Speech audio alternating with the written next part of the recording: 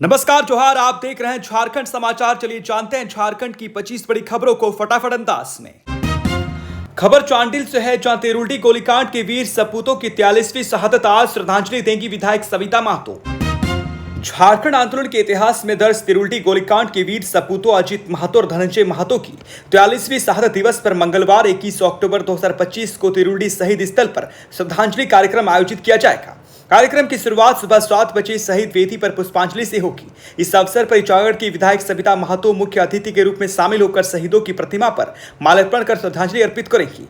दोपहर 1 बजे से बतासी महतो और झुमुर दल पुरुलिया द्वारा सांस्कृतिक कार्यक्रम प्रस्तुत किया जाएगा, जिसमें शहीदों के संघर्ष और बलिदान पर आधारित लोकगीत और पारंपरिक नृत्य शामिल रहेंगे।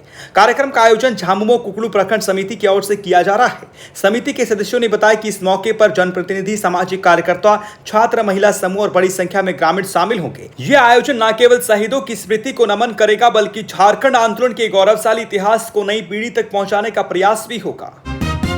अगली खबर देखिए, बिहार चुनाव से जुड़ा हुआ है, जहां जेएमएम ने सभी सीटों से नामांकन नहीं किया, चुनावी मैदान से किया किनारा। बिहार विधानसभा चुनाव में इस बार झारखंड मुक्ति मोर्चा ने अप्रत्याशित रूप से पीछे हटते हुए किसी भी सीट पर उम्मीदवार नहीं उतारा है। सोमवार को दूसरे चरण के नामांकन की अंतिम तिथि समाप्त हो गई, लेकिन पार्टी की ओर से कोई नामांकन या सूची जारी नहीं की गई, जिससे स्पष्ट है कि जेएमएम बिहार चुनावी मैदान से बाहर हो गई है। 18 अक्टूबर को पार्टी के केंद्रीय महासचिव सुप्रियो भट्टाचार्य ने प्रेस कॉन्फ्रेंस कर 6 सीटों जमुई, चकाई, धमदाहा, मनिहारी, पीर पैंती और कोटोरिया पर उम्मीदवार उतारने की घोषणा की थी। उन्होंने कांग्रेस और राजद पर सीट बंटवारे में अनदेखी का आरोप लगाते वे स्वतंत्र रूप से चुनाव लड़ने की बात कही थी। हालांकि 2 दिन बाद तक कोई आधिकारिक नामांकन नहीं हुआ। इससे संकेत मिलता है कि पार्टी ने रणनीतिक रूप से चुनाव से किनारा कर लिया है। राजनीतिक जानकारों का मानना है कि जेएमएम ने फिलहाल बिहार में संगठन विस्तार की योजना को रोक दिया है और अब पार्टी झारखंड की राजनीतिक स्थिति पर पुनर्विचार करने में जुट गई है। इस निर्णय से स्पष्ट है कि झामुमो के दावे और तैयारियां फिलहाल हवाई साबित हुई है। अगली खबर देखिए, जामताड़ा से है, जहां पुलिस को मिली बड़ी सफलता। मोटरसाइकिल चोर गिरोह का भांटाफोड़, मास्टरमाइंड शहाबुद्दीन अंसारी गिरफ्तार, 12 बाइक बरामद। जामताड़ा पुलिस ने मोटरसाइकिल चोरी के मामलों पर अंकुश लगाने के लिए चलाए गए विशेष अभियान में अंतर जिला चोर गिरोह का भंडाफोड़ किया है। इस कार्रवाई में गिरोह का मास्टरमाइंड शहाबुद्दीन अंसारी गिरफ्तार किया गया है, जबकि उसका एक साथी अभी भी फरार है। पुलिस अधीक्षक राजकुमार मेहता ने बताया कि एसपी के निर्देश पर अनुमंडल पुलिस पदाधिकारी विकास आनंद लगौरी और थाना प्रभारी जामताड़ा की टीम ने 19 अक्टूबर की शाम पोसाई मोड़ पर वाहन चेकिंग अभियान चलाया। इस दौरान काले रंग की स्प्लेंडर प्लस बाइक को रोका गया। बाइक पर सवार 2 युवकों में से एक खेत की ओर भाग गया, जबकि चालक मकसूद अंसारी उर्फ बहिरा मधुलिया को गिरफ्तार किया गया। पूछताछ में मकसूद ने बताया कि वो अपने साथी जैनुल अंसारी के साथ मिलकर बाइक चोरी करता था और उन्हें शहाबुद्दीन अंसारी तथा बकरीद मियां को बेचता था। इसके बाद पुलिस ने छापेमारी कर शहाबुद्दीन अंसारी को गिरफ्तार किया है। गिरफ्तार अपराधियों की निशानदेही पर अब तक 12 चोरी की मोटरसाइकिलें बरामद की जा चुकी है। पुलिस ने बताया कि शहाबुद्दीन अंसारी के खिलाफ पूर्व में भी चोरी का मामला दर्ज है। पुलिस फरार आरोपियों की गिरफ्तारी के लिए लगातार छापेमारी और खोज अभियान जारी रखी हुई है। अगली खबर देखिए, रांची से है, जहां चौपाटी रेस्टोरेंट हत्याकांड का खुलासा। चिकन की हड्डी विवाद में मालिक की गोली मारकर हत्या, 3 गिरफ्तार। कांके रोड स्थित सैफ चौपाटी रेस्टोरेंट के मालिक विजय कुमार नाग की हत्या के सनसनीखेज मामले का पुलिस ने खुलासा कर दिया है। जांच में पता चला कि मामूली विवाद वेज बिरयानी में चिकन की हड्डी मिलने के बाद 3 अपराधियों ने 18 अक्टूबर की रात रेस्टोरेंट में घुसकर गोली चला दी। मुख्य आरोपी अभिषेक सिंह को 48 घंटे के भीतर मुठभेड़ में घायल करके गिरफ्तार किया गया। उसके पास से पिस्टल, कारतूस, मोबाइल और वाहन बरामद हुए हैं। वहीं हथियार सप्लायर हरिंदर सिंह को पतरातू घाटी से पकड़ा गया। उसके कब्जे से देसी कट्टा, पिस्टल, राइफल, जिंदा गोलियां, मोबाइल और 2.04 लाख नकद बरामद हुए हैं। पुलिस ने हरिंदर के घर से और हथियार और गोलियां जब्त की है। जांच में यह भी सामने आया कि अभिषेक और उसके साथी अमित ठाकुर, प्रशांत कुमार सिंह ने पहले वेज बिरयानी का ऑर्डर दिया था। चिकन की हड्डी मिलने के बाद विवाद बढ़ा और उसी में रेस्टोरेंट मालिक की हत्या कर दी गई। पुलिस के अनुसार सभी गिरफ्तार आरोपियों के आपराधिक इतिहास की जांच जारी है। फरार अपराधियों की तलाश और छानबीन भी जारी है। घटना ने रांची में सुरक्षा व्यवस्था पर सवाल उठाए हैं और पुलिस इस मामले में त्वरित कार्रवाई कर रही है। अगली खबर तो देखिए, सरायकेला खरसावां से है, जहां दीपावली व छठ पर्व को लेकर प्रशासन सख्त, बिना अनुमति पटाखा दुकान पर होगी कार्रवाई। आगामी दीपावली एवं छठ पर्व को देखते हुए जिला प्रशासन सरायकेला खरसावां ने आतिशबाजी के भंडारण, बिक्री और उपयोग को लेकर सख्त दिशा निर्देश जारी किए हैं। प्रशासन ने स्पष्ट किया है कि पटाखों की बिक्री और प्रदर्शन केवल अनुमोदित स्थलों पर ही किया जा सकेंगे। बिना अनुमति संचालित किसी भी अस्थायी दुकान के विरुद्ध विधिक कार्रवाई की जाएगी। मुख्य दिशा निर्देश, आतिशबाजी का भंडारण केवल गैर दहनशील पदार्थ से नियमित बंद एवं सुरक्षित शेड में किया जाएगा ताकि किसी अनधिकृत व्यक्ति की पहुंच न हो सके। प्रत्येक शेड एक दूसरे से कम 3 मीटर तथा किसी संरक्षित भवन या सार्वजनिक स्थल से न्यूनतम 50 मीटर की दूरी पर होगा। शेड आमने सामने नहीं होंगे तथा सुरक्षा सीमा में तेल के दिए, गैस लैंप्स या खुली लौ का प्रयोग वर्जित रहेगा। सभी विद्युत फिटिंग्स दीवार या छत पर स्थायी रूप से फिक्स की जाएंगी और प्रत्येक पंक्ति में एक मुख्य स्विच की व्यवस्था अनिवार्य होगी। आतिशबाजी की किसी दुकान से 50 मीटर के दायरे में प्रदर्शन की अनुमति नहीं होगी। किसी भी समूह में अधिकतम 50 अस्थायी दुकानों को ही अनुमति दी जाएगी।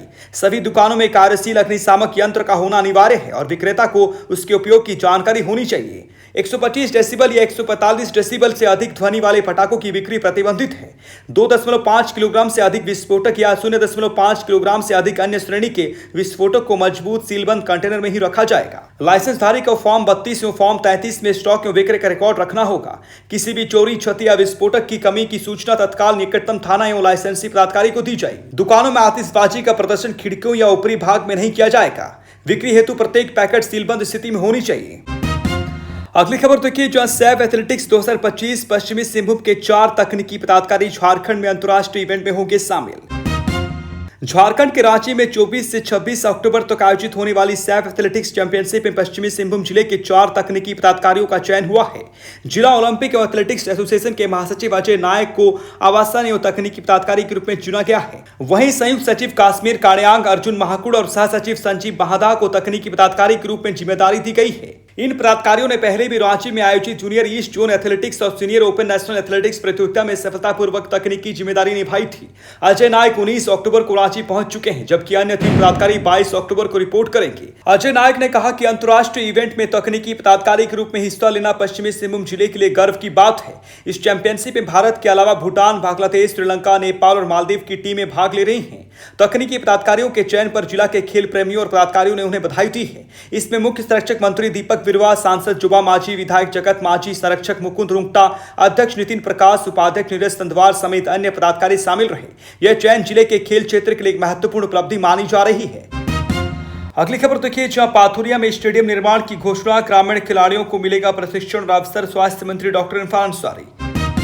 गोविंदपुर के पाथुरिया मैदान में आयोजित अंकुर दास मेमोरियल फुटबॉल टूर्नामेंट के समापन समारोह में स्वास्थ्य मंत्री डॉक्टर इरफान अंसारी ने स्टेडियम निर्माण की घोषणा की। मंत्री ने कहा कि इसके लिए ग्रामीणों से जमीन के कागजात उपलब्ध कराने की आवश्यकता है। उन्होंने खेलों में ग्रामीण खिलाड़ियों को बढ़ावा देने की भी बात कही।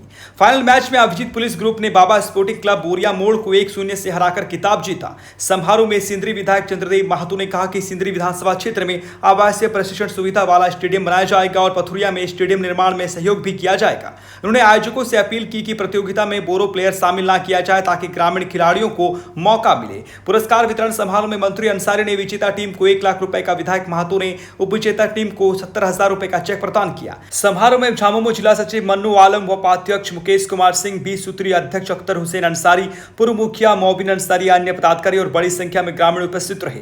कार्यक्रम की अध्यक्षता पूर्व मुखिया मोबिन अंसारी ने की और संचालन मोहम्मद इकबाल ने किया। अगली खबर देखिए, जहां बोकारो दिवाली 2025 रंग बिरंगी रोशनी और मिठाई फूलों से जगमगा उठा स्टील सिटी।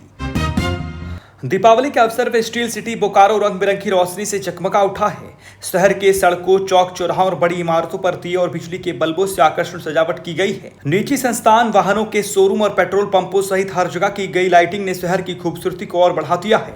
घरों में हस्त निर्मित और बाजार से खरीदे गए कंदील टंगे हुए और आकर्षक रंगोली से घरों की शोभा बढ़ाई गई है। दीपावली से पहले ही शहर में आतिशबाजी का सिलसिला शुरू हो गया है। महिलाओं ने मूर्ति और घर के साज सज्जा के सामान खरीदे, जबकि युवाओं ने जमकर पटाखों की खरीदारी की। सुरक्षा व्यवस्था भी चुस्त दुरुस्त है। चौक चौराहों पर पुलिस तैनात है और एसपी के स्पेशल दस्ते में शामिल जवान गश्त कर रहे हैं। दिवाली के खास अवसर पर लड्डू और मिठाई की बिक्री भी जोरों शोरों से हो रही है। मिठाई दुकानों में घी लड्डू, बेसन लड्डू, मूंग लड्डू, गोंद लड्डू, काजू बर्फी, रसभोग, गुलाब जामुन सहित कई वैरायटी उपलब्ध है। दीपावली और काली पूजा को देखते हुए फूल माला को भी खूब बिक्री हुई है, जिसमें गेंदा, कमल और अन्य रंग बिरंगे फूल शामिल है। शहर का यह दीपावली उत्सव न केवल रोशनी और मिठाई से भरा है, बल्कि सुरक्षा और सांस्कृतिक आयोजन के साथ खुशियों का माहौल भी बना रहा है। अगली खबर देखिए, हजारीबाग से है, जहां लूट व डकैती की योजना रचते 5 गिरफ्तार। हजारीबाग के कोरा थाना पुलिस ने लूट और डकैती की घटना को अंजाम देने की योजना बना रहे 5 अपराधियों को गिरफ्तार किया है। ये गिरफ्तारी 18 अक्टूबर की देर रात कन्हरी पहाड़ के सुनसान इलाके में हुई है। गिरफ्तार अपराधियों में धनीराम सोरेन, बलराम मुंडा, किशोर कुमार उर्फ बिहारी और विकास कुमार शामिल हैं। पकड़े गए अपराधियों के पास से एक पिस्तौल, एक कट्टा, 6 कारतूस, 48 ग्राम सोना, 98 ग्राम चांदी, 9 मोबाइल, 2 मोटरसाइकिल और एक बोलेरो वाहन बरामद किए गए हैं। पुलिस अब यह जांच कर रही है कि सोना और चांदी के आभूषण कहां से लूटे गए थे। एसडीपीओ अमित आनंद ने बताया कि सूचना मिलने के बाद छापेमारी टीम ने कन्हरी पहाड़ में सर्च अभियान चलाया। अपराधियों को देख पुलिस ने पीछा करने पर पांचों को धर दबोचा। पकड़े गए 4 अपराधियों का आपराधिक इतिहास रहा है। धनीराम सोरेन पर चरही और मांडू में लूट, डकैती, आर्म्स एक्ट सहित 5 मामले दर्ज हैं। बलराम मुंडा पर विभिन्न थानों में कई आपराधिक मामले हैं। तैयब अंसारी और किशोर कुमार और बिहारी पर भी अब पहले से अपराध दर्ज हैं।